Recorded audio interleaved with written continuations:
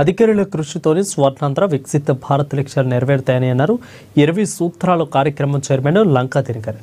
ఏలూరులోని జిల్లా కలెక్టరేట్ గౌతమి సమావేశ మందిరంలో 20 సూత్రాల కార్యక్రమం అమలుపై అధికారులతో చైర్మన్ దినకర్ సమీక్షించారు. 20 సూత్రాల కార్యక్రమం త్వరలోనే వికసిత భారత్గా మారబోతుందని అన్నారు. ప్రజలకు నాణ్యమైన సేవలు అందించడమే ప్రభుత్వం యొక్క లక్ష్యమని అన్నారు. ఇక ప్రభుత్వ లక్ష్యానికి అనుగుణంగా అధికారులు పనిచేయాలని సూచించారు. ఈ సమీక్షలో జిల్లా joint collector P Dhatri Reddy, Chintalapudi MLA Songa Roshan Kumar తదితరులు పాల్గొన్నారు.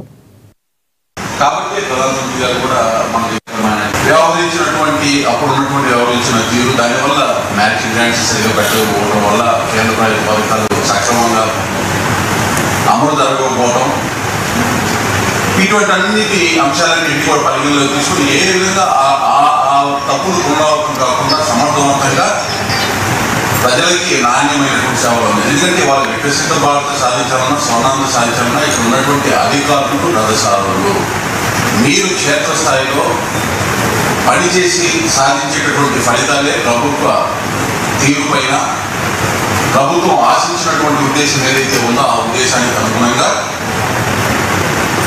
స్వర్ణాంధ్ర సాధించాలన్నా, వికసిత భారత సాధించాలన్నా అది మీ దగ్గర మీరు చేసేటటువంటి కార్యాచరణ మీద ఆధారపడి ఉంటుంది.